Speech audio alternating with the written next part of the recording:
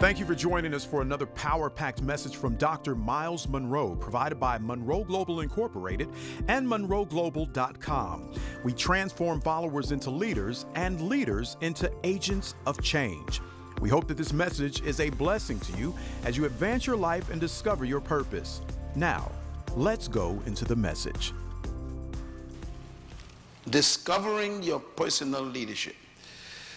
Whenever there is an invitation for people to attend a leadership event or to participate in a leadership conference like this, most people respond to that invitation with the attitude that that is not for me. That response is proof that your culture has done an excellent job in canceling who you are. This place, for example, would have been filled to capacity if we had said, come to a miracle service. So this doesn't affect me at all. I know exactly what's going on here. I expected you, and only you. I'm not impressed with crowds. You see me? I speak to them all the time, millions of them. My real love is people like you who believe that this is for you. You know, Jesus didn't like crowds.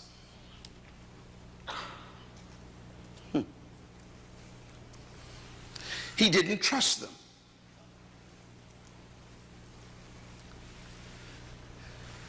Because he understood the strategy for changing the world. And the strategy for changing the world is not large meetings or big events. It's small groups committed to intensive transformation. So he chose 12 people. Can you imagine someone who came to change the world only chose 12 people? And his only focus with them was on leadership development. He started with raw material, which means these 12 specimens had no formal training in leadership. What I thought was a good strategy that he used was he at least chose businessmen.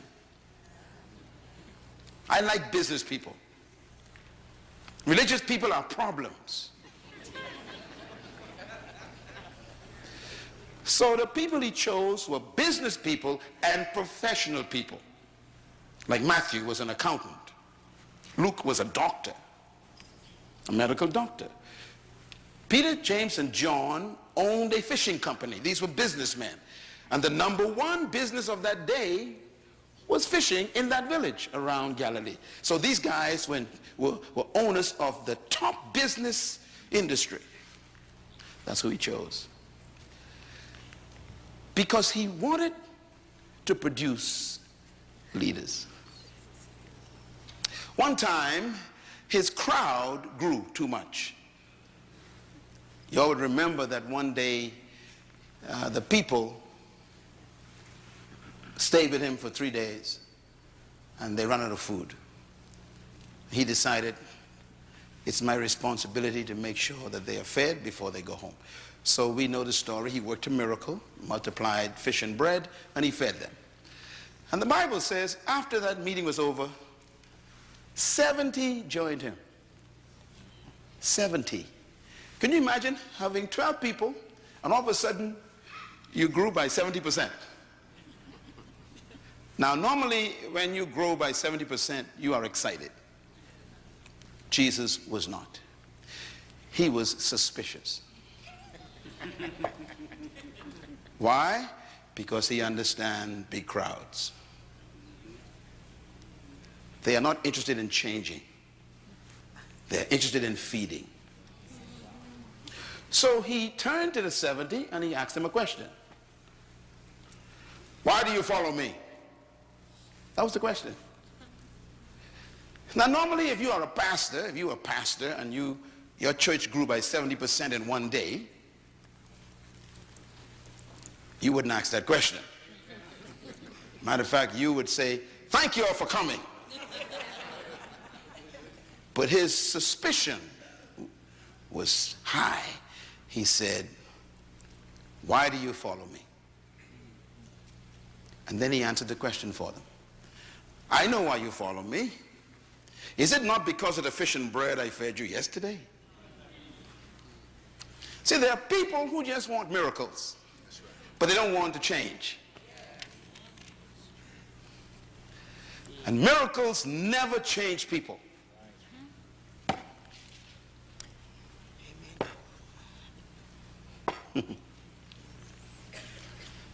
You would remember the children of Israel. They saw more miracles than any of you could dream of. And in the end, they were still cursing God. And then Jesus tops it off by saying, if you seek for a miracle, you are a wicked and adulterous generation. So he asked them, why are you with me? It's only because of the fish and bread. You just want stuff from me. You want handouts. You people interested in changing the world. You just want welfare. Watch him now. He says, look, if you want to follow me, if you want to be my disciple, he says, you must stop looking for the bread and the fish.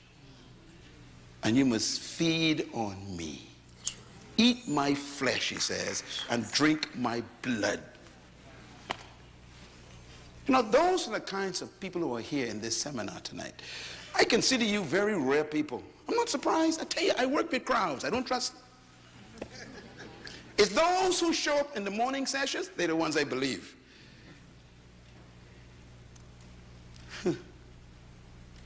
Those ones who come to the workshops, they're the real people. They're the ones who God will spend his time with and give them what they expected and more. The Bible says when the 70 heard this, I must eat your flesh and drink your blood, feed on you. It says, they said to each other, this is a hard saying. In other words, you are demanding too much. You want us to stay with you and look to you for our livelihood? It says, they forsook him and walked away. Could you imagine losing 70% of your members in one day? Sure, it can happen. But what intrigued me and impressed me is what he did after they left. It was a leadership act. Because he was training now these 12 guys, okay? So he turns to the 12, this text says, and asks them a question. Will you leave also? In other words, are you just like them?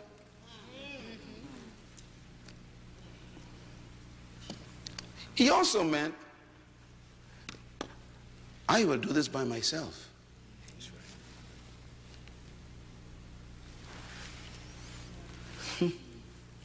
By the way, that's one of the most important principles of leadership, you know. Finding something worth doing by yourself. That's good. If you need people to like you and approve of you for you to do what you're doing, you are not a leader yet. You're a politician.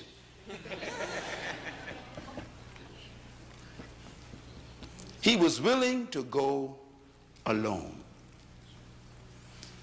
Peter spoke up and said, Master, Rabbi, which means master teacher. I'm going to paraphrase Peter, okay, a little bit. Peter probably said, we think you are crazy, Jesus. We too think you are a little bit weird, but you make sense to us. In you, he says, we have found the words that give us life or give our life meaning. That's what leaders do. Leaders give people's lives meaning. That's why they follow you. People will follow you when they receive a sense of significance for their own lives.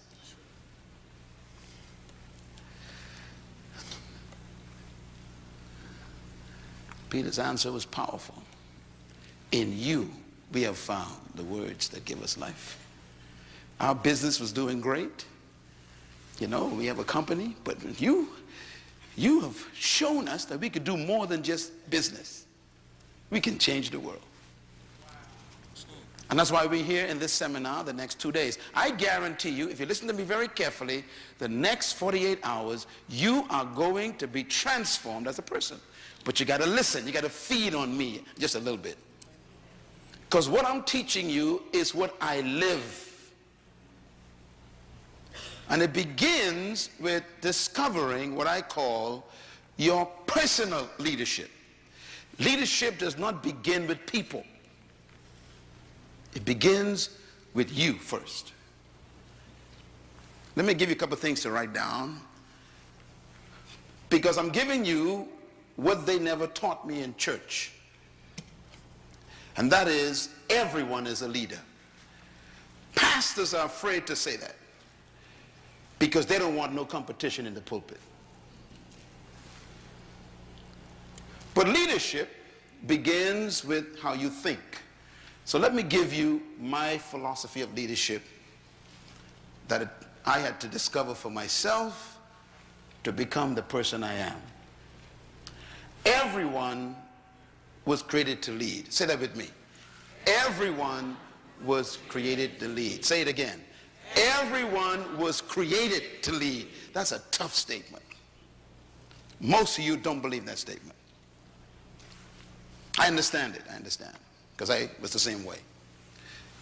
Because when you read that statement, there is a contradiction in your mind right now. There's a battle going on. I know what the battle is. The battle is a question. If everyone was created to lead, then who's going to follow? And there's your battle. I'll give you another statement. Write this down. Trapped in every follower is a hidden leader. These are philosophical statements, but they are very important, because leadership begins with your belief. And your belief system determines your philosophy of life.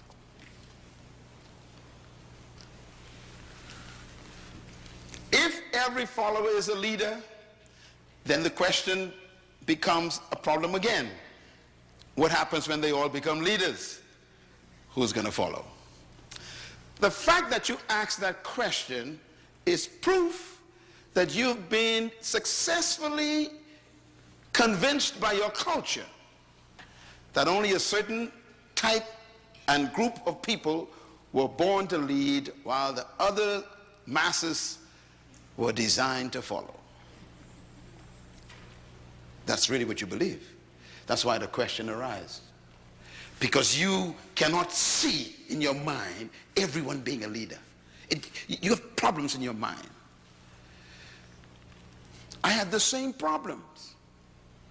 And this is why I teach this so hard.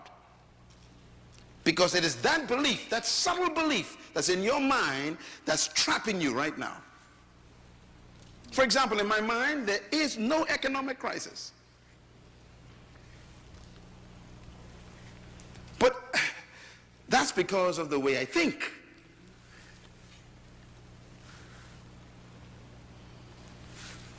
So your thinking is your life. I'll give you another statement to write down. You were created to lead and designed to dominate. Say it with me. I was created to lead and designed to dominate. Now the words are very powerful. You don't evolve into a leader. You were created to be one.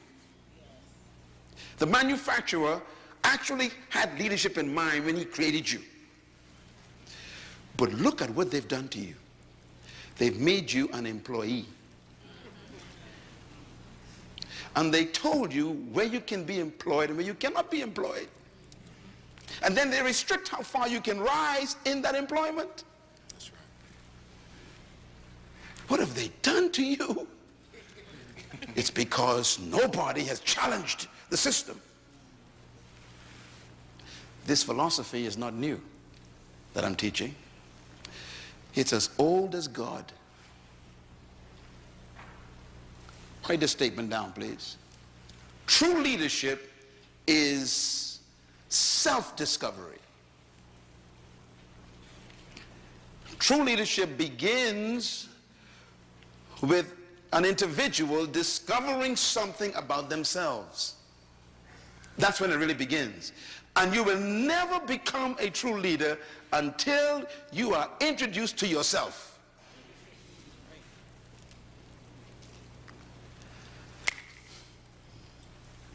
You know, if you were to study the leaders of history who really changed the world, beginning with people like Moses maybe, you know, here Moses is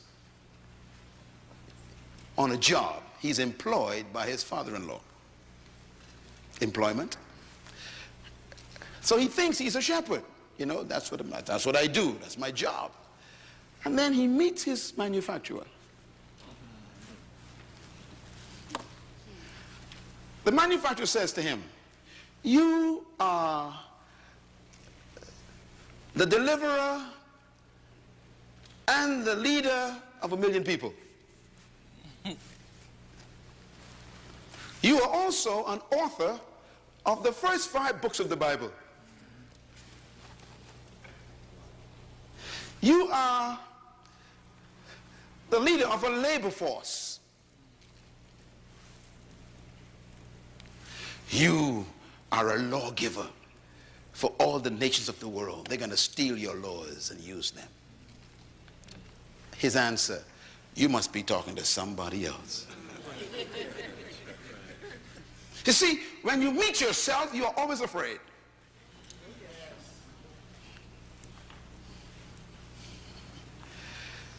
Most of you are afraid of yourself because yourself does not agree with who you've become.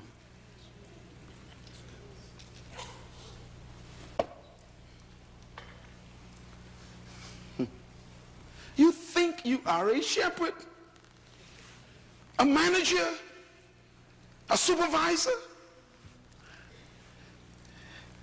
and your real self is the first prime minister of a country called Israel. And when I introduce myself to myself, myself says to myself, that's not me. And I argue for 3 weeks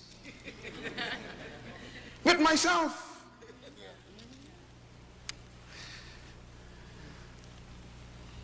Gideon. Remember Gideon? Hiding under the floor, trembling in fear from the enemy outside. And then the manufacturer shows up. Good evening, Gideon. Do you know who you are? You are a mighty man of valor. Gideon says, who are you talking to? You see, when you meet yourself, you can't believe yourself. And we are so corrupted by our culture, we actually argue with ourselves with good arguments. Gideon says, I was born in the wrong family, born in the wrong clan, born on the different side of the track. Are you crazy? People like us don't be valors. We ain't mighty warriors. We are cowards. And the manufacturer says, you are a mighty man of valor. He says, tell you what I'm going to do. I'm going to put a fleece outside. In the morning, if it's wet, I'll believe you. So he put the fleece, it's wet. He said, just to make sure, if I put it out again, if it's dry in the morning. In other words, here we are fussing with ourselves. You know why I came here to this conference? I came here to introduce you to yourself.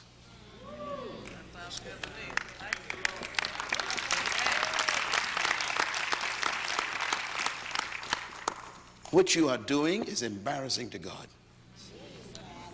What you are proud of, he's ashamed of. What you settle for is a shock to heaven. I know what I'm talking about. I was there. You got to discover something. And that's where leadership begins. It begins with self-discovery. I want you to take a look at this slide. This is a car. You ever seen a car like that before? That's a car. 40,000 parts or more make up a car.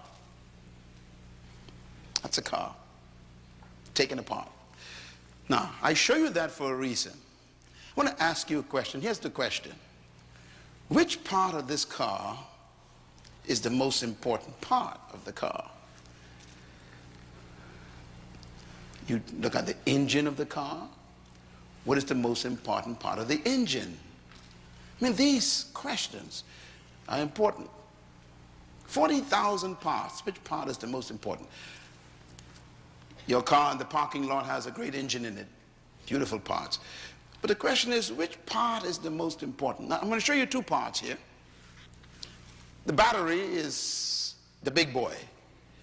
So if I was to ask you which is the most important part of your engine, you would probably say the battery, because the battery has all the power.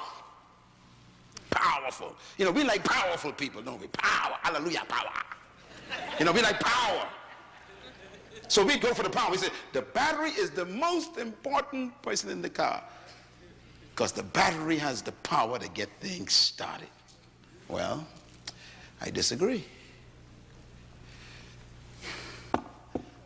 So who's the lead in this engine? Is it the battery? Well, we got a little thing on the side called the spark plug. Now, the battery probably costs about 150 bucks. Spark plugs costs about maybe, 10 bucks. So we got difference in value as well. Can the battery become more important than the spark plugs? If you remove the spark plugs, the battery is useless. So who's more important? Well, I don't know yet. I'm going to show you something else. Right in the middle of this picture, there is a little wire. Right in the middle, in the background. See a little wire? It's called a terminal wire. The terminal wire is what you connect to the battery and to the generator. The terminal wire costs $4. The battery costs $150. Who's more important in this car? Well, let's find out. With all the power the battery has, if you remove that $4 wire from the battery's terminal, the battery is useless. So who's the leader? Well, let's find out here. All the power trapped in the battery. The battery is useless to the car without a $4 wire.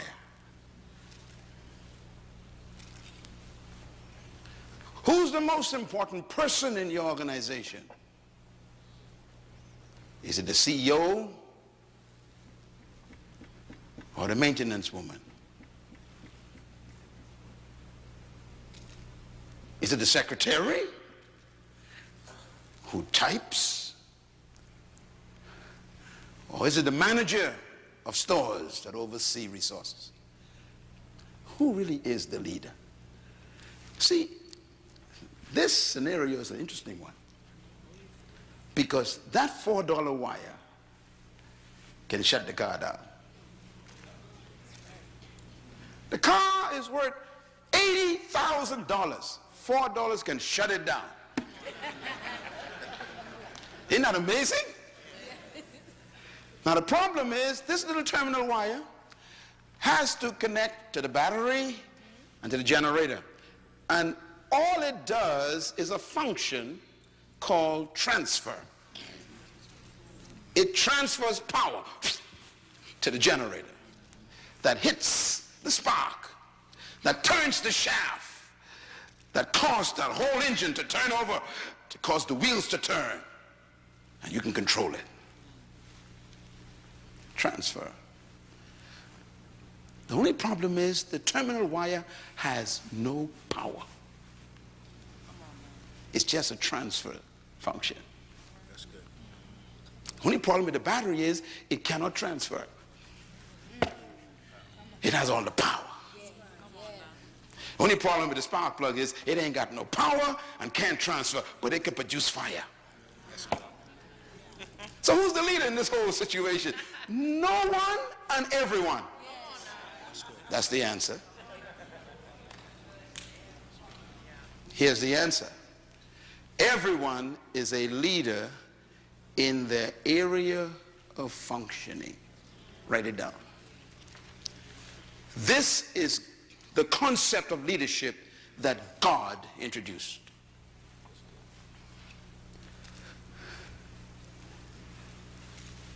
Every part of the car is a leader in its area of functioning. So we have to respect each part.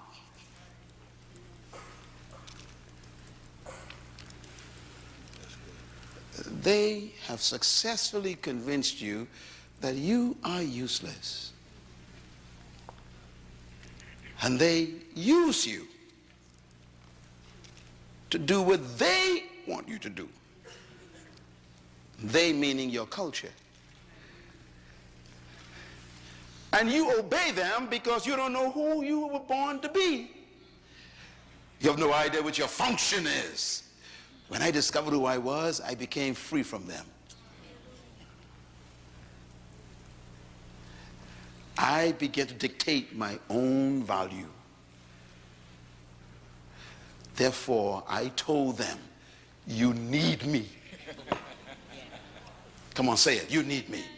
Say it like you feel it. You need me. See, you become a leader when you discover that one discovery. They need me. The world needs me. Say it. The world needs me. Say it loud. The world needs. I want you to say it with a revelation. Come on, say it. The world needs me. Let me tell you something. If you discover that, you become dangerous. You are not an accident. You are an assignment. That's good. Leadership. You know, we talk about leadership. This is a photograph of all of the leaders in the world together, the present ones, and a recent photograph taken. And I want to talk in this session about some of the areas I want to cover very quickly. First, my objective is to help you to see that we need and value leadership. Secondly, we want to talk about what leadership is, what it takes to become a leader. We want to talk about the principles of leadership tomorrow and the art of leading, how to do it. And then we want to talk about the cost and the price of becoming a leader. It is costly. And this is why we love following so much. It doesn't cost much to follow. But yet, when you follow, you hardly ever find out who you are. So you want to talk about those things. Now here's a leader that you all are acquainted with. He spent time in this state, born here.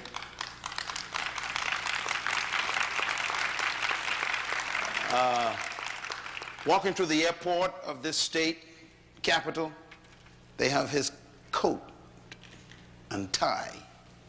You'd wonder, why would someone want to put a man's coat on display in an airport? And we won't ever see your coat. I'm going to explain to you why, okay? And hopefully, if you get this revelation, I'm going to teach you in this leadership seminar, they'll want your coat also.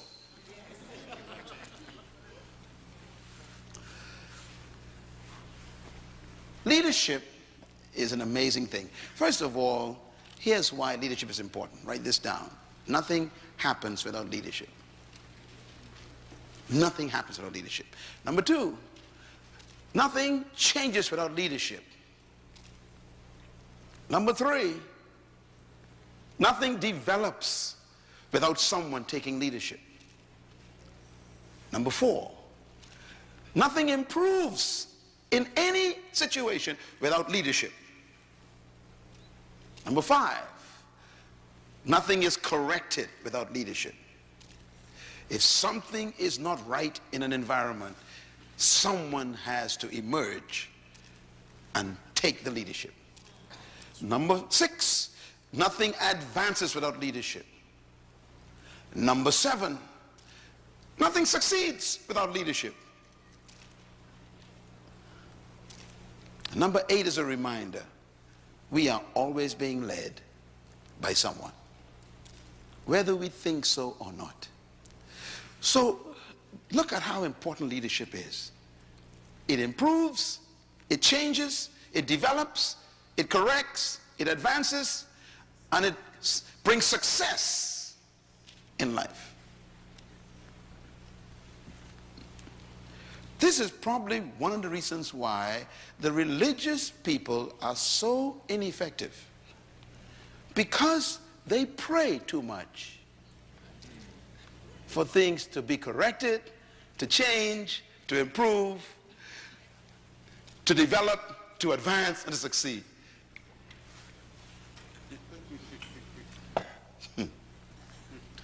I think one day Rosa Parks decided to stop praying. That's all. What made her a leader? She just decided no more prayer. I'm now going to be active.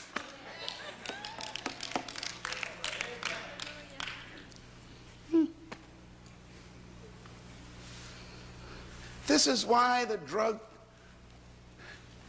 problem in your community is so diabolically destructive, because you keep praying for them. You wouldn't do anything. Leadership is born when toleration ends.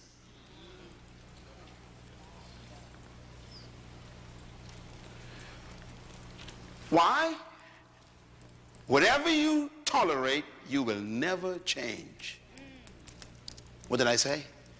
Whatever you tolerate, you will never change. This is why there are very few leaders in your city. Your toleration level is very high. Leaders are usually angry people. As a matter of fact, you will learn tomorrow night the secret to becoming a true leader. And one of the secrets is anger. Yes, Lord. Wow. When you decide, I have had enough, a leader is about to be born. Yes, yes. Thank you.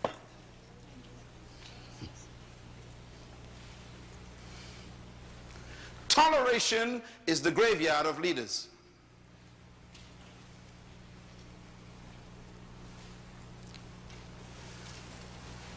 And that's why we lack leadership in the 21st century. Everybody wants to be liked. Nobody wants to rock the boat. And that's why we're not leaders, because we want everyone to agree with us. So what we have is companies and churches and nations that are overmanaged and underled. Don't ever confuse a manager with a leader.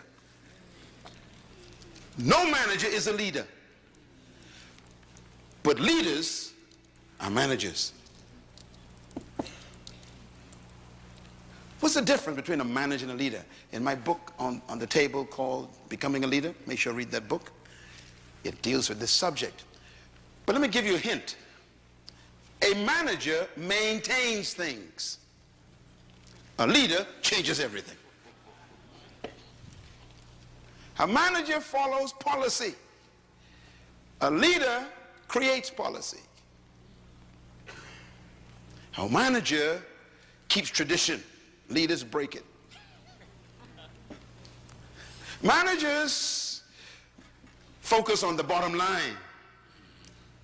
How much is it going to cost? Leaders focus on the horizon. Let's do it. Yes. Managers focus on doing the right thing. Leaders are very unique. Managers are always focusing on doing things the right way, is what I'm saying. Leaders want to know whether we're doing the right thing.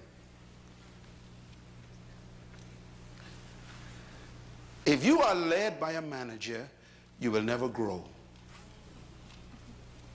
If your pastor is a manager, the church is stuck. If your department is headed by a manager, it will never expand. If your husband is a manager, your family is stuck.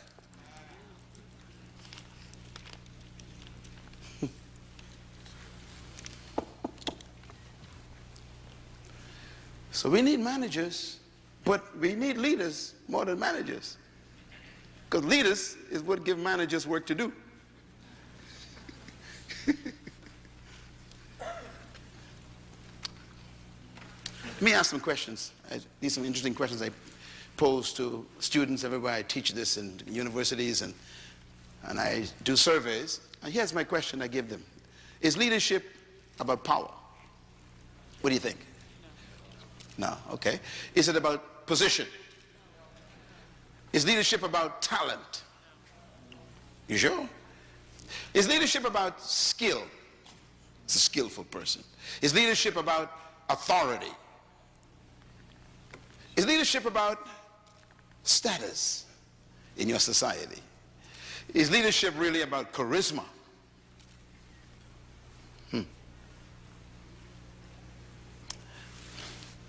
By the way, the word charisma is a Greek word. It's a very dangerous word. It's invented by the Greeks. Some of y'all call yourselves charismatics. Be careful. It's a Greek word. It means giftings of the gods, plural, gods.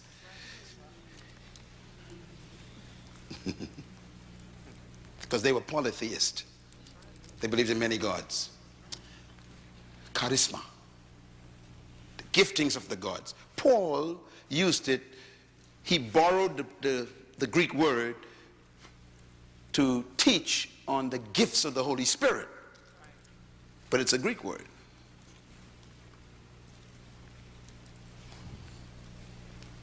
Charisma.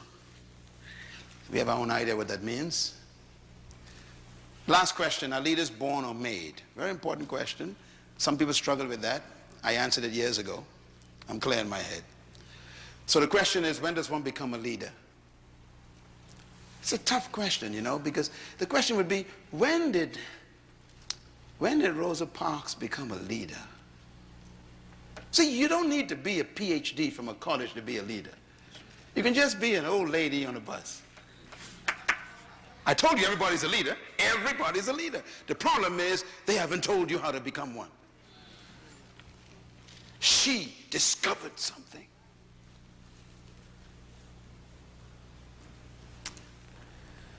Don't die the way you are. Don't give them the privilege of firing you. You're better than that. Don't let people terminate what you call a career. How dare you allow people to cancel your life with a pink slip? This is crazy.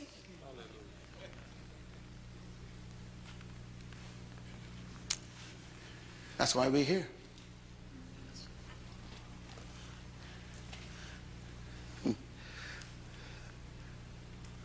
The dumbest animal on the planet is a sheep. Some of y'all don't know that. In case you don't, I'm going to say it again. The dumbest animal God made is a sheep. Do you know why? There are no leading sheep. I want you to study a flock of sheep anywhere. You will never see a leader. It's the only animal in the world that doesn't have a leader. Elephants have a leader. Bulls have a leader. You know, bees have a leader. Everyone except the sheep. If someone say you are a sheep, that's not a compliment. And religious people love the word. They love it. I am God's flock. That's not a compliment. Follow me. I'm going to show you how we are screwed up even in our theology has made us what we are. The sheep is the dumbest animal because he will follow anyone because he has no leader.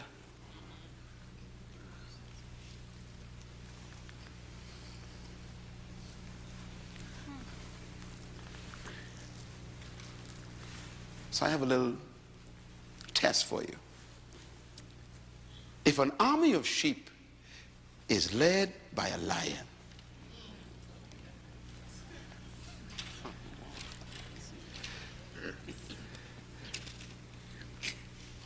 do you believe they will always defeat an army of lions if they are led by a sheep? And the answer is yes.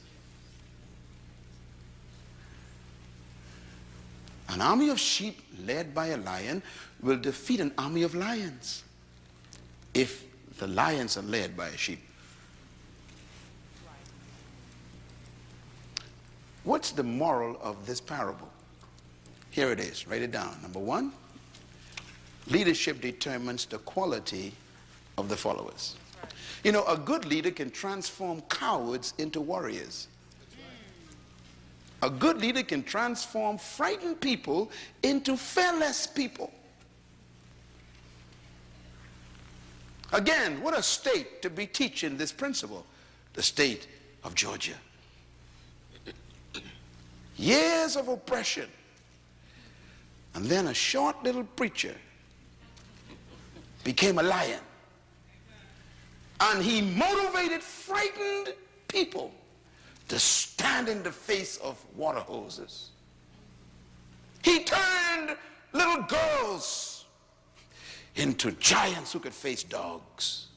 I mean, this is leadership is so powerful. It can transform cowards. Here's what it means. Number two, leadership determines the mentality of the followers. This is how powerful leadership is. Leadership also determines the morality of the followers. Your morale and your morals can be transformed by the right kind of leader. Leadership also determines the attitude of the follower. In essence, leadership determines the commitment of the follower. That's why we need you. We need you to discover your leadership, because there are people in your city who are being abused by the system. And they need someone to emerge who will give them hope. Because leadership determines the destiny of followers. I couldn't say it any better than my own greatest leader of all time, the ultimate leader of life, when he said these words: if the blind lead, wow. If the blind lead the blind, he says, they both fall into the ditch, which means the leader determines the destination of the followers. That's how powerful leadership is. Let me tell you something about your life. You are exactly where someone led you.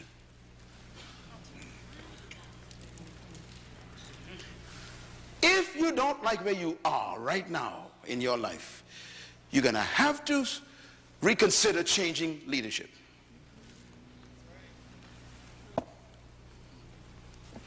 You know why I love this church? This is the second time I'm here doing this. I mean, this church, do you know, listen, do you know how many people wanted me tonight? I'm talking about massive organizations in the world wanted me. I decided I like this man's desire. They wanted me to stay in Israel 3 extra days. I said, no, I'm going to Atlanta. Why? There's someone there who believes they can do better.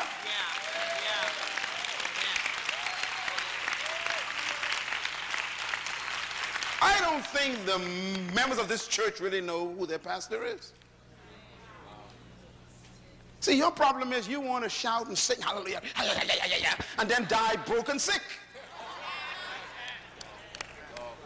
This conference is about to set you free from that stuff. Yes, sir.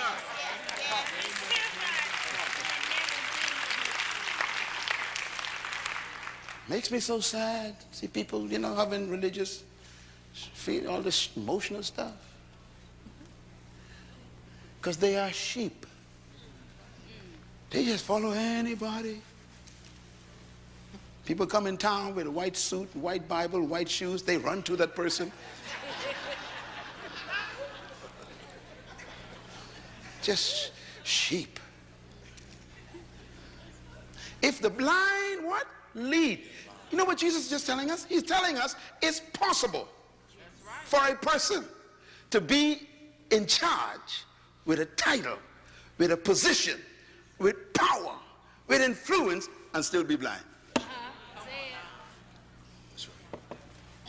Don't ever be impressed with power.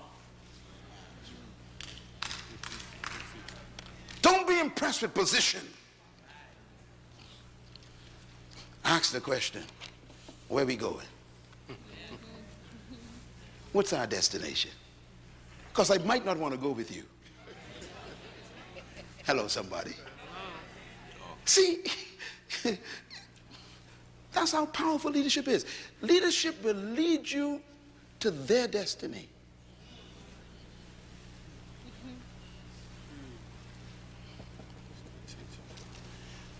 Some of you know the story about Jim Jones in Guyana. Sheep.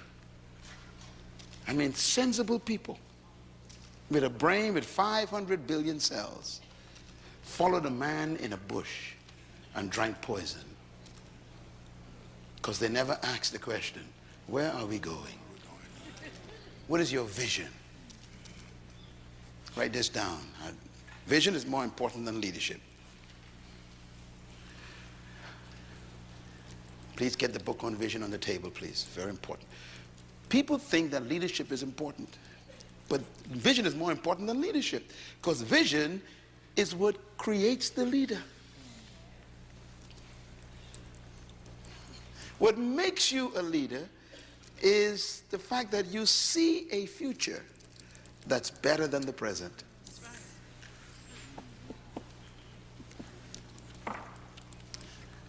So leadership is powerful. There are two animals that God identified himself with. Both of them are leaders. One is the eagle, the other is the lion. I always wondered why God did this. But he created them, so he knows their qualities and their character. I love them both. I always love eagles and lions. You come in my office, you see lions and eagles all over the place. In my home, lions, eagles all over the place. In a couple of days we go into Africa. I told my planners down there, I got to go see the lions again. Every time I go, I got to spend time with my cousins. And I go and spend the whole day with them. My wife and them, with the lions, we go there, we spend time with them. Why? They remind me of me. They remind me of leadership. As a matter of fact, Jesus says he is the Lion of Judah. Not the puppy or the dog. The Lion of Judah. Not the monkey or the raccoon. The lion. God identified himself as a lion. You better study the lion. Because he rules the universe, God identified with a lion and he rules the universe. That means the lion has some qualities that he wants you to study. Here's some of the lion that's very strange. Number one, the lion is not the tallest animal in the jungle. He's not the strongest, he's not the biggest, he is not the most powerful, and he's not the most intelligent. And yet he's the leader. Tell your neighbor there's hope for you.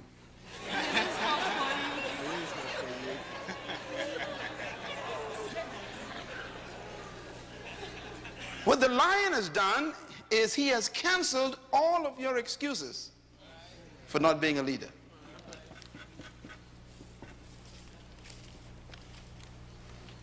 The color of his mane and his skin doesn't inhibit him from being a leader. His intellect, his strength, There are so many animals in the jungle more powerful than the lion. Stronger, taller, bigger, more intelligent. And yet the lion eats all of them for lunch. As a matter of fact, when the lion sees an elephant, he simply thinks lunch. Why is the lion the leader? Because of attitude. Write it down. Just attitude.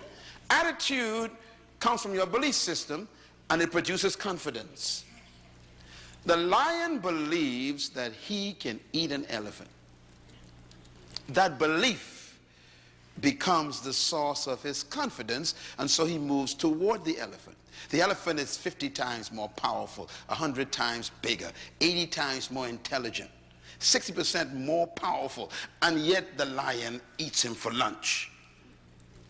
Why? Because the lion's attitude reduces that elephant to a meal. This is why he's the leader.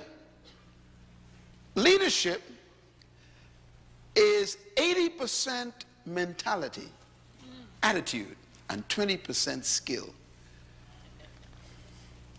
And this is why skillful people work for those with the right attitude.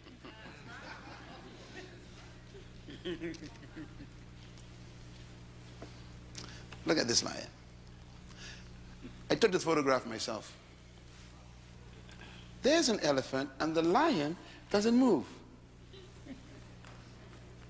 You see, when you look at your problems, how do you respond to them? You got a bill that ain't being paid. You got a mortgage that ain't seem to be addressed. You have demands that you can't meet. This is an elephant. How does a leader look at these things? They see it differently. A leader looks at the elephant and he simply thinks one word: this is lunch.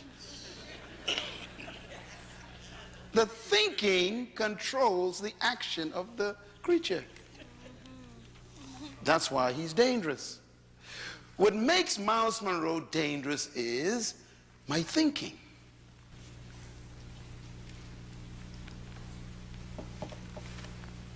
If I tell you my story, you'll know that I am a miracle mentally. I wasn't always like this.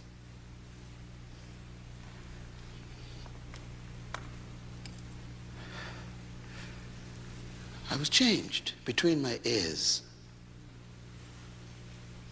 I got some new information. I'm going to give that to you these next 2 days. The same information that happened to me.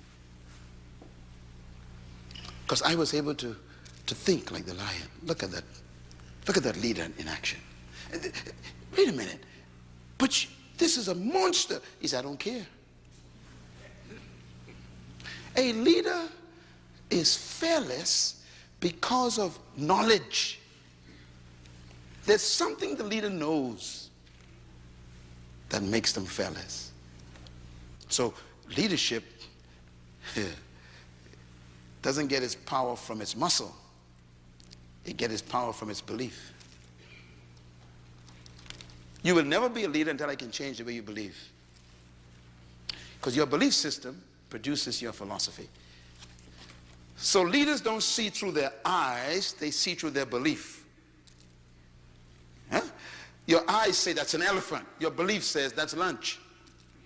So if you see through your belief, instead of running away from him, you run toward him.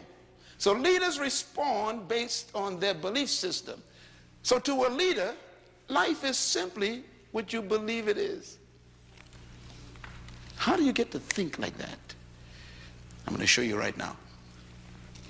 Because I'm setting you up for tomorrow morning, okay? I want you to really make sure you're here, because this is more important than keeping a job. As a matter of fact, your job is not your work. Your job is what they pay you to do. Your work is what you were born to do. You will never become successful from your job. And your job, you know, ain't permanent. So you can't trust that. You need to find your work. Your job is your skill. Your work is your gift. You can learn a skill, but you're born with your gift, and they can't take that from you. If they fire you, your gift goes with you. That's why I am unemployable.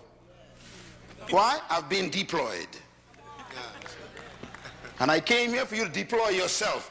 If you deploy yourself, there'll never be a crisis anymore in your life. No more economic crisis to those who deploy themselves.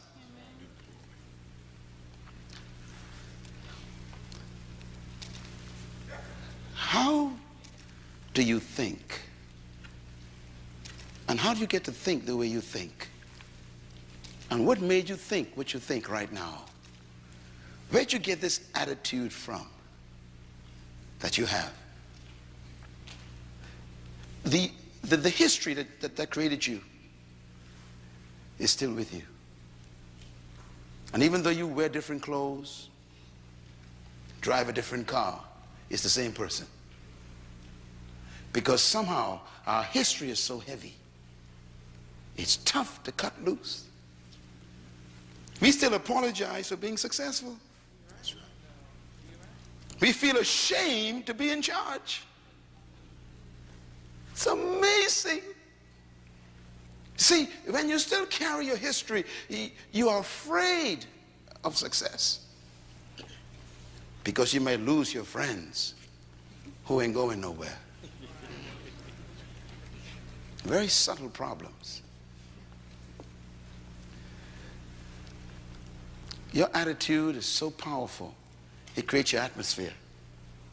It also is a source of your natural lifestyle. And if you're going to change your life, you got to change your attitude. Now here's the bottom line. Write this down. Your belief system is the source of your attitude. I know you came and you're thinking, Dr. Munroe, tell us 10 principles of leadership. No, that's not what you need first. You need to change the way you think first.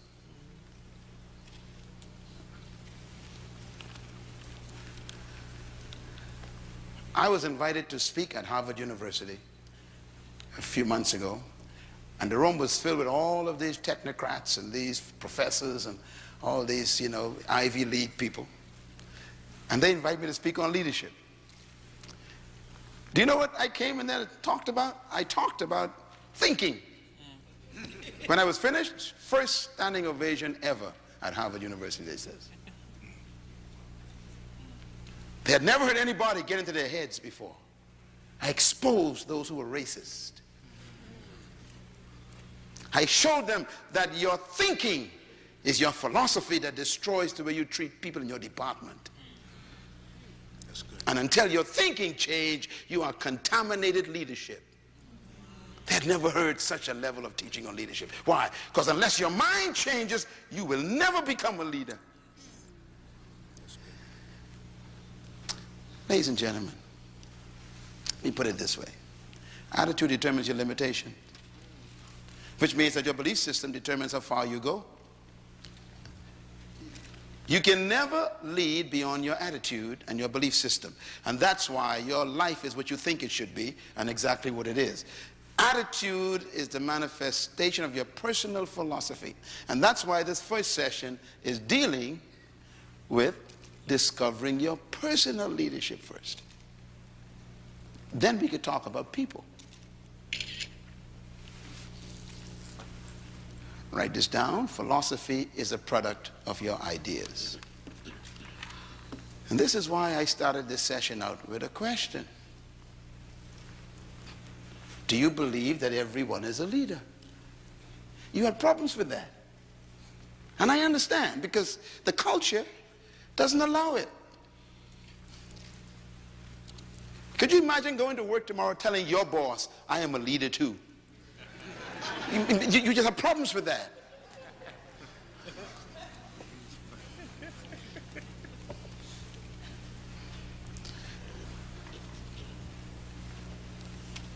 People tell me, they have a PhD in physics, and I laugh at them. I say, really? So what does that mean? That means nothing to me. That doesn't make you better than me.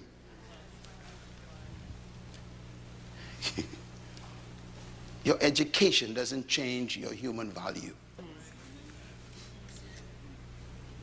We are still equal as humans. And I do know some things you don't know. So we got to be careful. Our philosophy, our ideas is the source of our philosophy. And I like what the great king said, King Solomon. As a man thinks where? In his heart, so is he. Don't ever quote that verse again without putting the word heart in it. Most of you quote that and leave the word heart out. And the most important part of the verse is the word heart. As a man thinketh, so is he. That is not what he said. As a man thinketh in his heart, so is he. Why?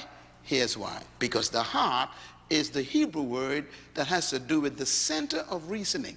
It's the place where you have meetings with yourself. Where you talk to yourself. That's your heart. That's the meeting place where you are reasoning with yourself. That's where you sit down and say, well, let's see now. Can I do this? Can I not do it? Can I really do this? That's where you're having meetings with yourself. Because that's where your belief system is hidden. In other words, your heart is also, Paul calls it the hidden man. The psychologists would call it your subconscious mind. I call it your hard drive. You know, this iPad got a hard drive on it. Don't trust what's on the desktop. The display, don't trust that. The stuff on the inside, that's the real thing. Now, what is your heart? Your heart is the place where you keep all the ideas you collected all your life, the ones you believe, you keep it. So when you hear the word heart in the Bible, don't point at your chest. Point at your head. Blessed are the pure in heart. Don't go to your chest. Religious people go to their chest. The pump in your body is not impure. It's doing its job, pumping blood. So, blessed are the pure in heart. It ain't nothing to do with your pump. It has to do with your mind. Are your thoughts pure? Are you thinking with purity?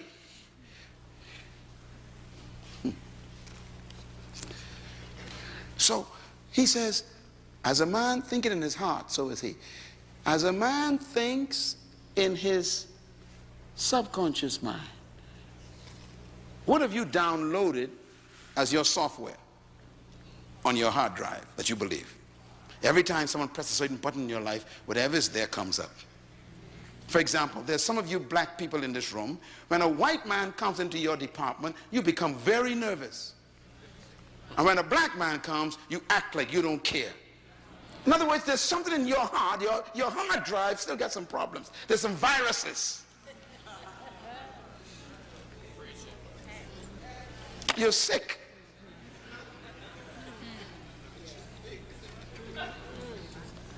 It's there on your hard drive.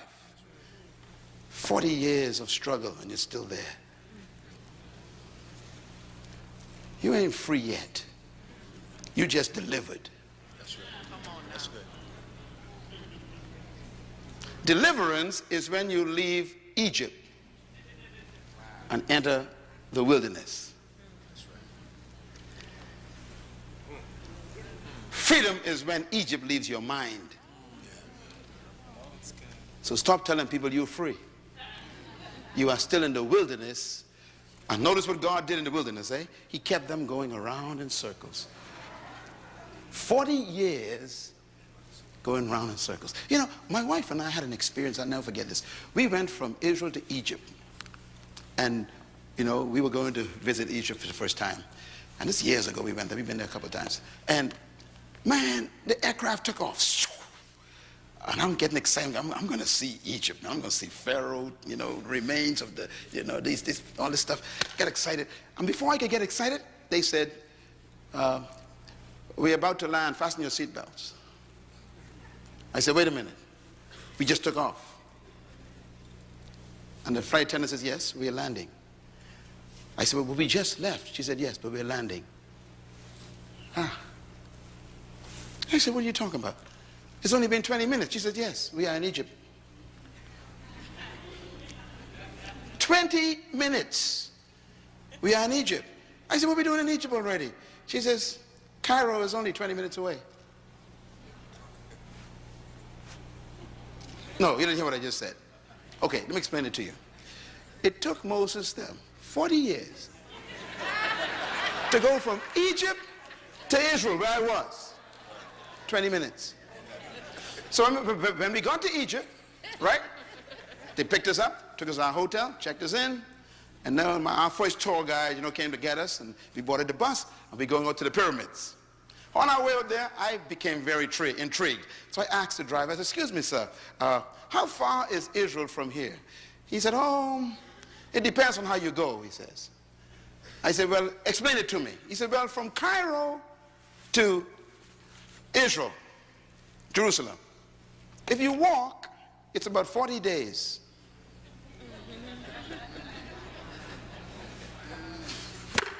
You take a bus, it's 24 hours. Take a plane, it's 20 minutes. I told my wife, where's my Bible? I got to read my Bible again. I went back hotel room, grabbed my Bible. I said, let me just see. I think God made a mistake. It took them 40 years for a 40-day trip. And then I read in the Bible, it says, because they had not gotten Egypt out of their minds, the Lord led them the long way round until their children were born. Let me just give you the point I'm making here. God will deliver you, but will never set you free. You got to set yourself free. They walked around in that desert for 40 days. Why? 40 years. Why? Because 40 years is a generation. What was God doing? He was waiting for 40 years until he got what they were carrying in their loins. The next generation. When the kids came up, God killed them all. Killed all the parents. By the Bible says God allowed none of them to go into the promised land. Why? Because they were still thinking about onions instead of milk and garlic instead of honey. They didn't change their thinking.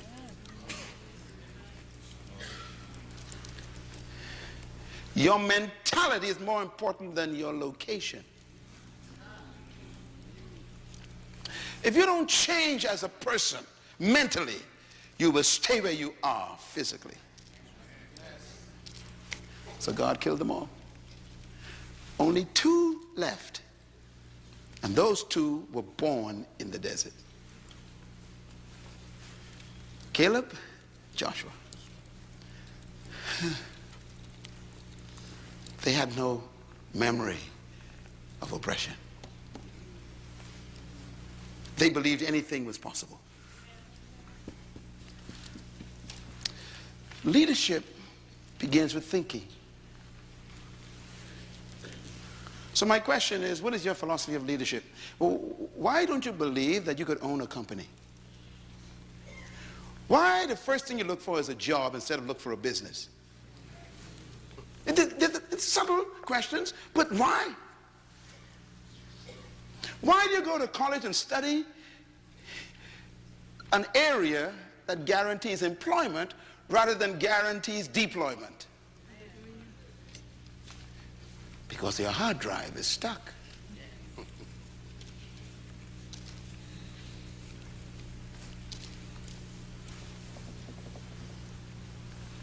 I sit with heads of states. You saw those pictures. Heads of state, kings, governments. I work with them all the time. And most of the folks who run countries are sick just like you. They don't know what to do with the country.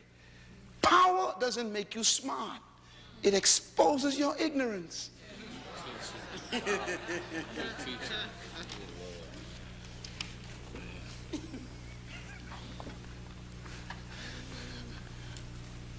Let me quickly do this because I don't want you to have nightmares. Let me just give you, let me conclude this by giving you God's philosophy of leadership, okay? I'm going back to the beginning where you began. Genesis chapter 1 is really about you. Verse 26 says, then God said, let us make a species called man in our own image, according to our likeness. And he tells us why. He says, to let them have dominion over fish of the sea, birds of the air, over the cattle and the animals of the field, over all that's growing in the earth, and over everything that creeps on the ground. Now, every word in this statement is very important. And in this verse is the secret to your life. It's the secret to your greatness and your leadership. This is where I found mine right here. I found it in here.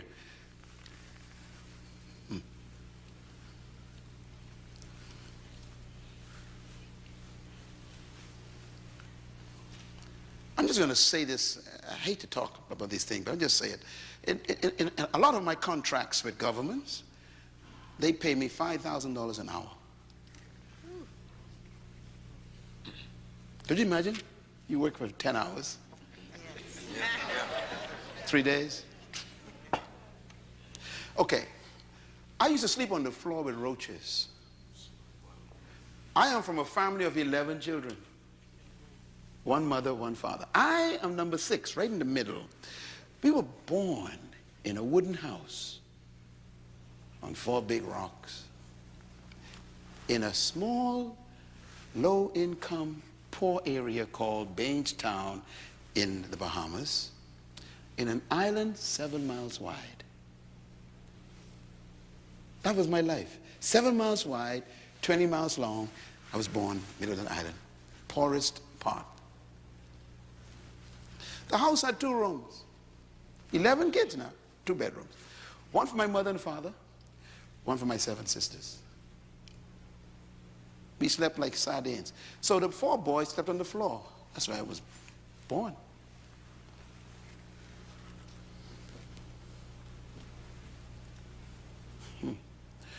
One chicken for 11 kids. The neck was delicacy. Listen. This is my life. 1 pair of shoes for the whole year. If it sprung a hole, I had to put cardboard in it. I remember sleeping with roaches running over my body. I remember waking up in the morning with blotches, blood.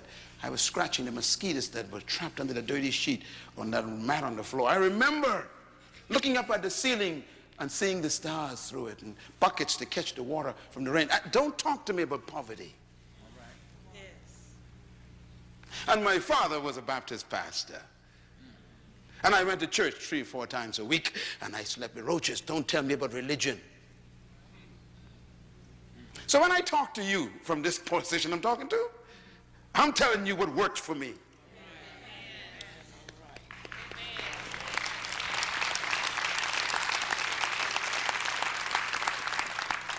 And now to be paid $5,000 an hour.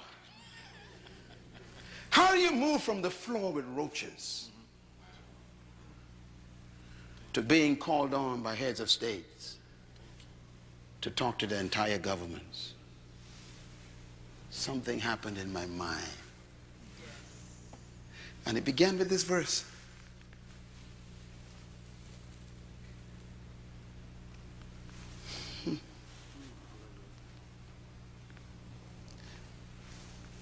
Let us make man. The word man here is the word ish, I-S-H, write it down in Hebrew, ish. It's a plural word, which means that God wasn't making a person, he was making a species. All of us is called man. For example, we call all dogs, dogs. We call all cats, cats. God called all of us man. Man is the designation of the whole species. It comes in 2 models, male and female. But it's all man. And then he says, I want to make this particular product in my own image. Write the word image down. See, this stuff is important. This is what set me free. The word image doesn't mean to look like. The Hebrew word means characteristics. Characteristics. Let them have the same characteristics, qualities of God. No Baptist pastor told me that. My father couldn't teach me that. He didn't know it. I had to find it for myself. I have God's character. Wow. What a discovery for a little boy sleeping on the floor. I am just like my father, God. Oh, my mind was changing. You know, we had teachers from Europe because we were oppressed by the British, you know. We were bought there as slaves years ago. My great-grandfather was a slave, you know. And so the British people, man, they told us that we were half-breed monkeys. They were very clear. They said, you are not fully humans. They told us this in class. One of them said to me, you are retarded. Your brain is maldeveloped. You are not able to be educated. All you can do is music and dancing. And that's why they still believe that today right here in this city. All your people do is dance and music. Why don't you run the economy?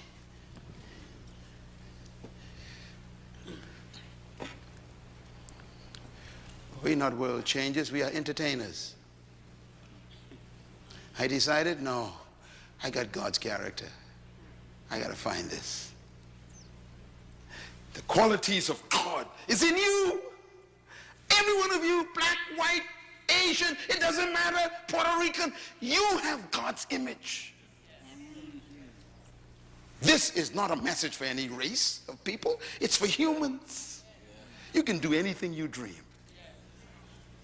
You're just like your God, your Father. Boy, that thing hit me like a bolt of light. Wow. And then the word likeness. I had to look for it myself in the Hebrew. You know what it means? It means to function like. Let us make a creature that has our characteristics and functions like us. That means you function just like God, your Father, which means you got to study how does God function. Because if you don't function like God, you are malfunctioning. For example, in God, the Bible said there's no fear.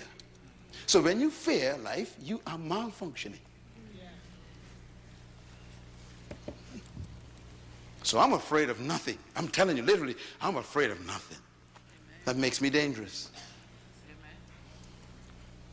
A fearless man is a dangerous man.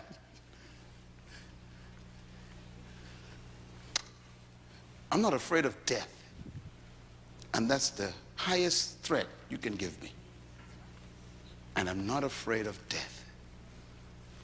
And you'll find that all true leaders have no fear of death. As a matter of fact, they have an affair with death. All true leaders.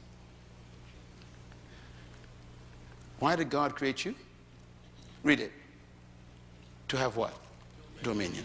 So what was the motivation for God's creation of you? Dominion. Why did God create you? Say it loud. Dominion. Well, what motivated God to create you? Dominion. What was the reason why God created you? Dominion. Yeah, not to have worship services. He never said prayer meetings. He never said to be a bishop. I don't know. Culture has done a good job at us. Here's a guy who's a bishop and can't pay his light bill. Here's an evangelist who owes everybody. Here's an apostle who can't even pay his mortgage.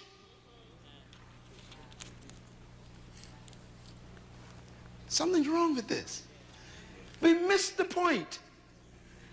He didn't create you to be a title. He created you to have dominion. Everybody say dominion. Dominion. This is where leadership is born. See? Because the word dominion, I checked it out, is the word radah in Hebrew. Write it down. It actually means to rule. It also means to govern. It means to master, to manage resources. It means to control things. It means to have sovereign authority. It actually means to lead. Please buy this CD and listen to it a few times. Get this in your spirit. That is why you were created. To be a ruler, a governor, a manager, a controller, an authority, and a leader. Now, here's why I changed. Here's why I changed. When I discovered this, I had to discover the second principle. I'm going to give it to you.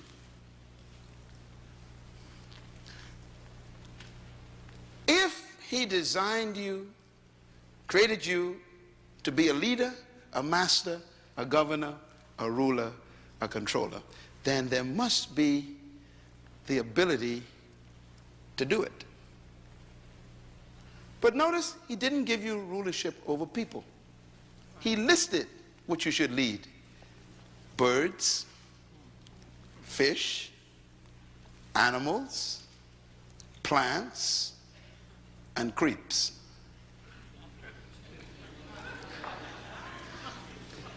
This is very important. God says, let's make a leader, a governor, a manager, a ruler, not to rule people. So leadership in God's mind is not about people. It's about resources.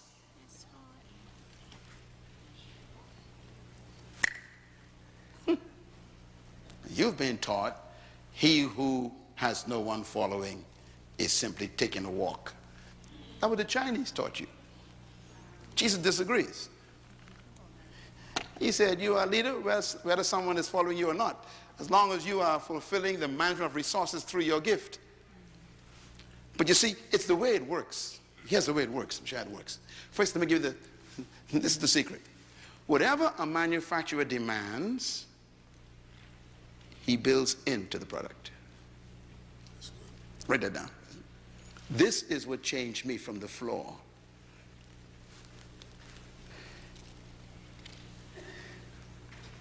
Whatever a manufacturer demands from a product, he builds it into the product. Am I right? Am I right about this? Think about anything. Your car, for example, your computer,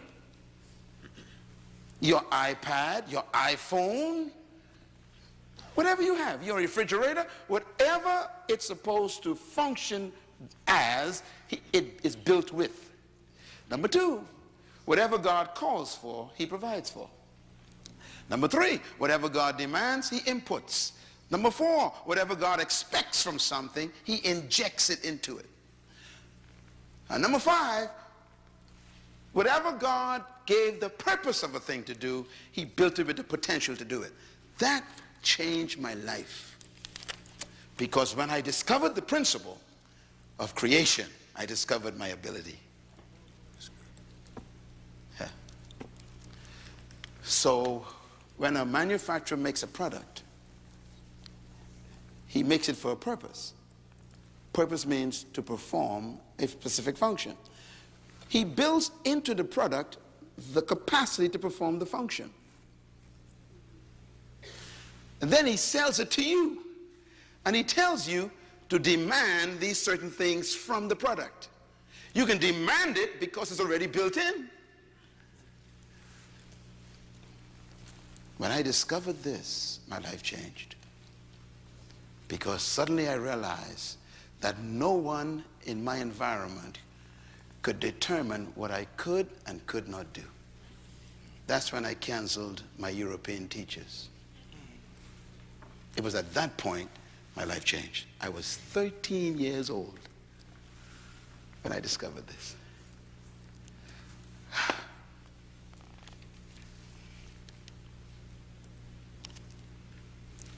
I want to show you something. Give you an illustration.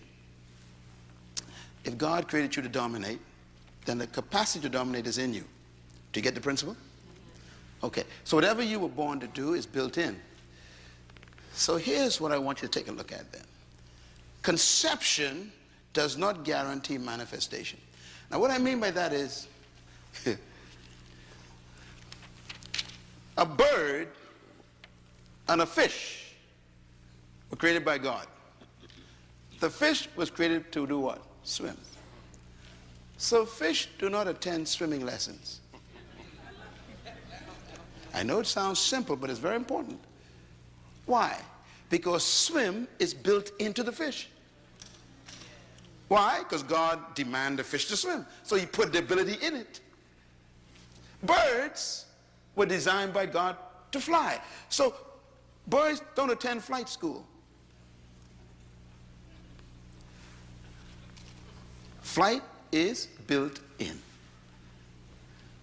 I like this one. Seeds. Seeds were designed by the Creator to bring forth trees. You'll never find a seed attending a tree growing convention to learn how to grow trees. Why? Where's the tree? Trapped on the inside. In other words, whatever God created something to do, he built it in.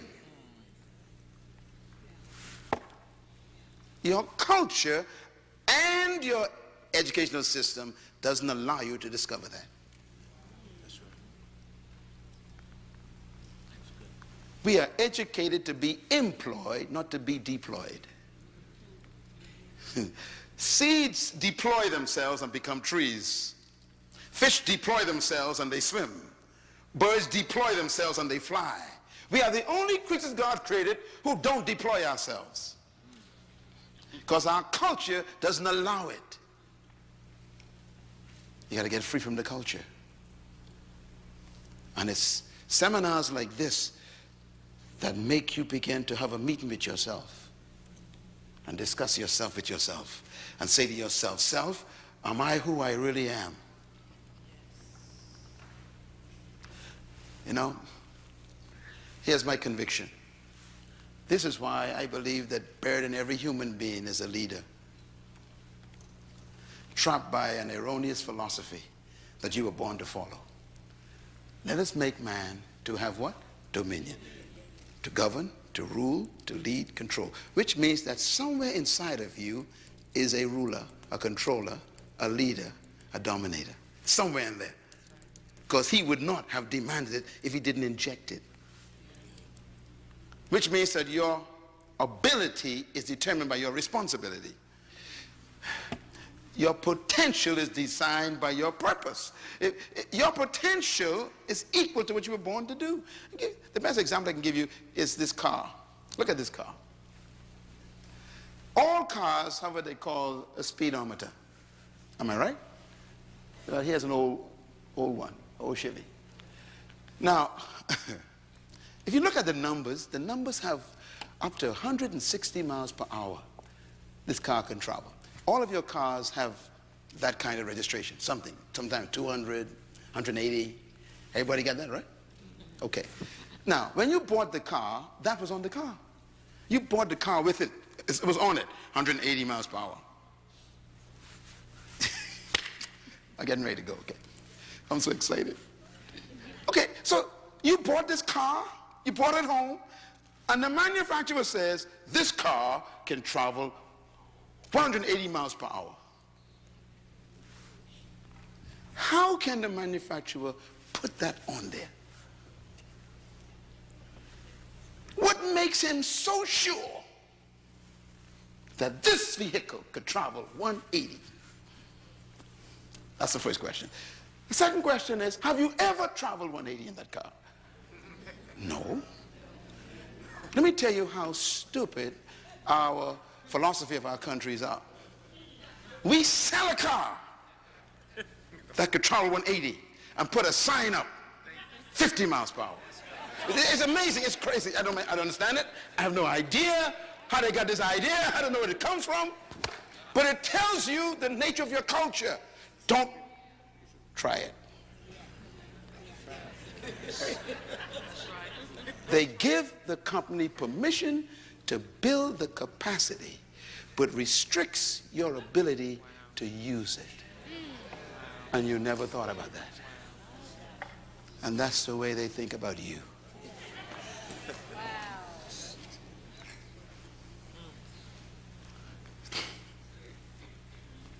So all your life, you can make 180, but you've been traveling for 50 years at 60 miles per hour. And you think you're living.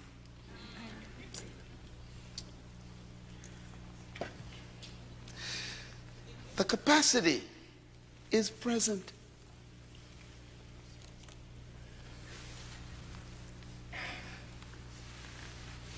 Our culture says you can't go any further. And God says, press the accelerator.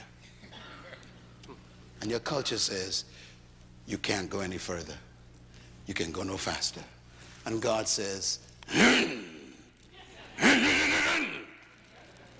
your culture says, you can't do that. And God says, let's go. And your culture says, stop. That's as far as you can go.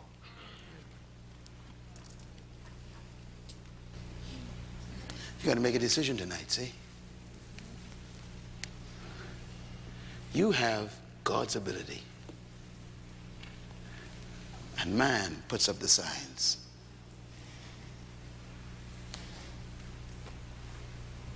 You're a follower. And God says you're a leader. You're an employee. And God says you're a controller. You are a subject. And God says you are a ruler. They keep putting up signs. One day, I was in Germany. My wife and I spent 6 months in Germany. And one day, we were going from München to another city for me to speak. And we got on what they call the Autobahn. The Autobahn is a road without limit, no speed limit. Okay, once you get, you can go as fast as you can. So my host was driving in beautiful black Mercedes. And you know me, I'm from the Western world where there are signs everywhere. Okay? You guys ain't got no Autobahns here. So I'm on the highway, man, and he said to me in German, I spoke German. He said, have you ever been on an Autobahn? I said, what is an Autobahn? He said, this is the street we're about to enter where there's no limit. We can drive as fast as we want. I said, what? He said, would you like to drive? I said, yes. For the first time in my life, I have an opportunity to open a car. I felt so excited. I said, man, I get to drive. He said, yes. So he pulled off to the gas station, switched. I got in the car. Hey. My. He said, go on, turn off. We turn off onto the highway. He said, okay, go ahead. He says, we're going to be driving for another 4 hours, so don't worry about it. And man, I began to see that needle go up, and I become excited. And I hit 60, right? Mentally, 60. I go, oh dear. He says, go ahead. I said, really? He said, go ahead. And I went up 80. And my whole heart begins to pump faster. And I'm thinking, I'm flying. He says, Dr. Munroe, please go ahead. I said, you mean? He said, yes, go ahead. I went up 95. He says, go ahead. Now, the car could make 250. And I'm thinking, oh, Jesus, man. He says, go ahead. You are going too slow. Cars are passing me. So I hit 100. And my whole body began to rebel. My mind began to rebel. And I realized that I was corrupted by my culture. And he said, you are going too slow. I went 120. He said, will you please? Now, by this time, I'm the only car on the road. I'm feeling now, man, 125. This is it. I'm the fastest man in the world. And I'm flying out. I'm flying. All of a sudden, 10 minutes later, a car passed me. He said, I told you you're going too slow. I went to 150, and my whole body, my whole mind, everything locked up and said, you can't do this. He said, what's the matter? I said, this is 150. He says, you're still going too slow. This is the Autobahn. The average speed is 185.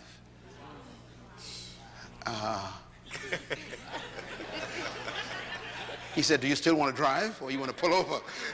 I said, I'm going to try to drive. And at 170,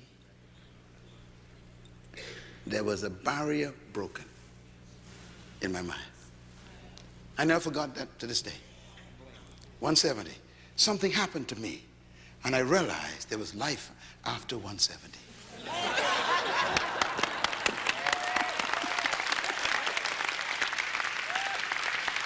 Wow! Man! 185, man, I'm flying. Shoo! I said, can I go more? He said, go ahead. And 190, shoo! I said, can I go? He said, go ahead. 200, man. I'm sitting there going, yeah. He said, now we're driving.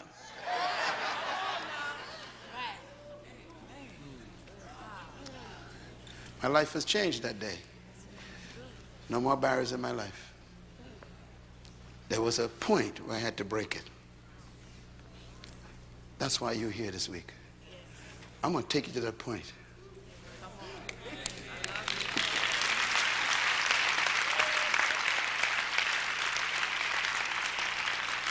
You got to break it. There's life after your job.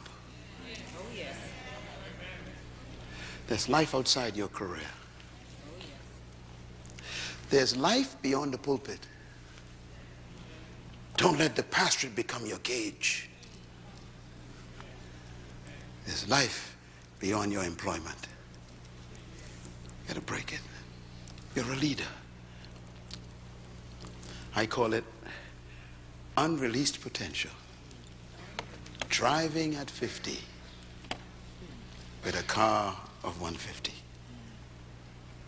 See, you think you're doing well until someone passes you. I thought I was doing well. The guy passed me. I said, excuse me.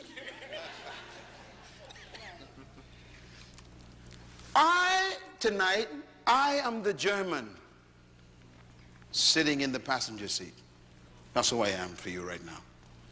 And I'm here to tell you, go for it. Go a little faster. Break it. That's who I am. I'm the guy sitting on the passenger side saying, you're going too slow. You could do better than this. You're a leader. I hope that this first night will cause you to think about your own limitations. Because that's you. The Creator is the only manufacturer I know who hides a man inside a boy. He hides a woman in a girl. He doesn't create women. He hides them. He doesn't create men. He hides them. I wonder who's trapped in you. I wonder if we'll ever meet you. I guess the graveyard will get it.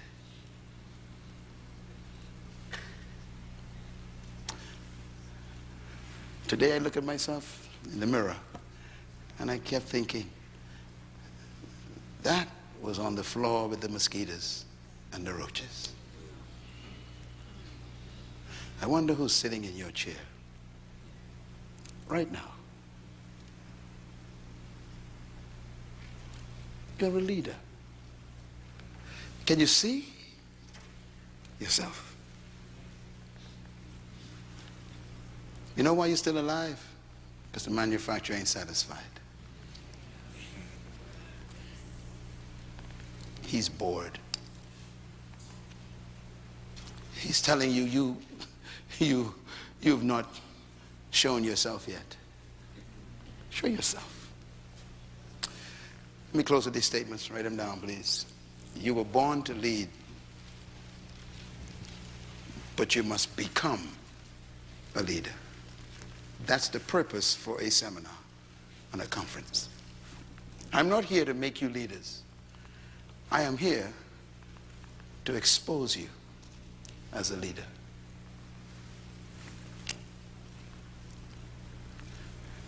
A seed is a tree,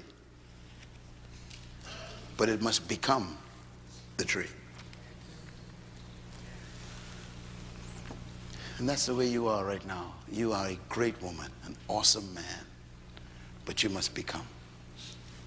It is my passion, my hope, my anger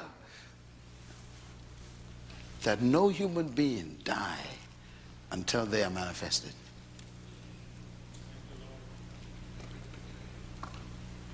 Let's meet you before you go. Let the world see who you really are before you leave us. Show us yourself. Show yourself.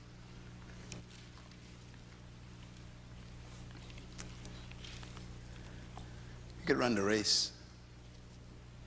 Running the race of life is not about beating people. It's about releasing yourself. That's why great leaders never compete with anyone. That's right. They are in competition with themselves. They try to see how much of themselves they can release tomorrow. It's leadership. I will never compete with you. I'm too original. That's good.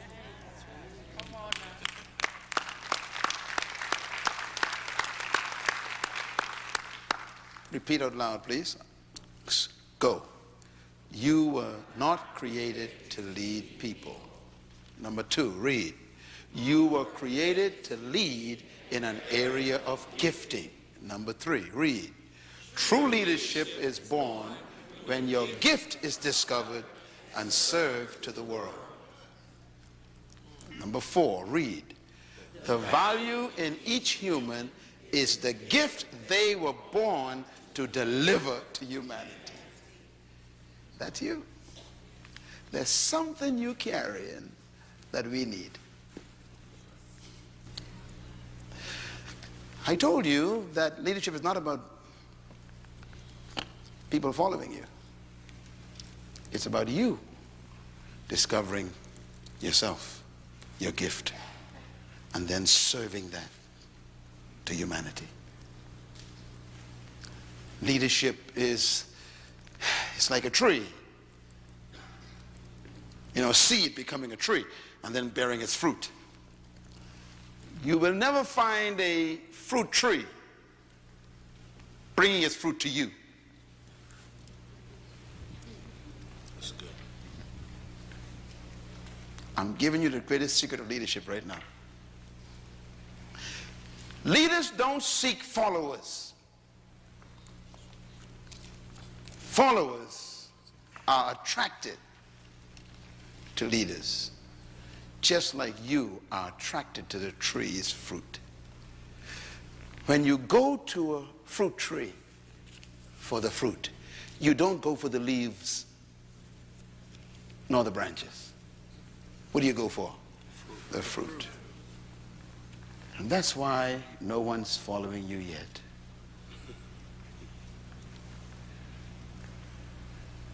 Because you're not manifesting your gift. Before I leave this city, by tomorrow night, I'm going to help you find your gift. Because when you find your gift, they will find you. And then they'll pay you for it. They will follow you for your gift.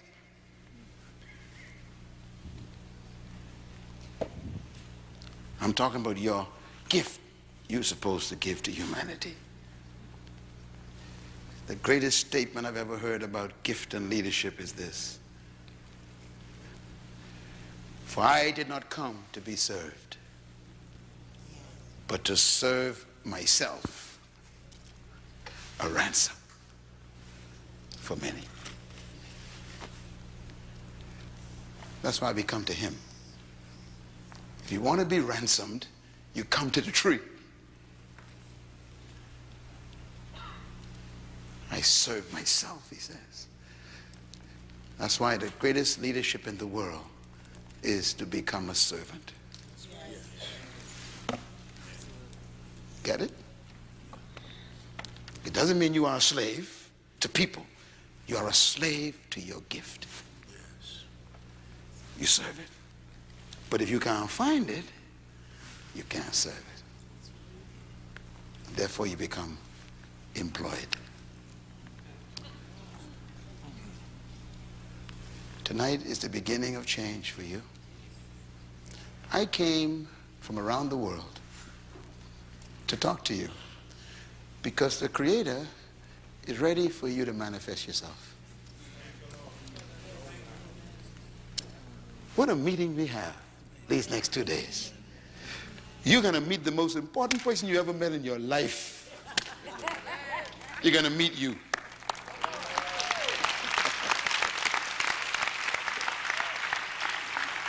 Thank you once again for listening to this message, as we hope that it has been a blessing to you. Our goal is to show you new paths and opportunities so that you can discover your purpose. It is your love, support, and partnership that makes Munroe Global possible. Please visit us online at www.munroeglobal.com for more product, partnership, or to join us at one of our live events around the world.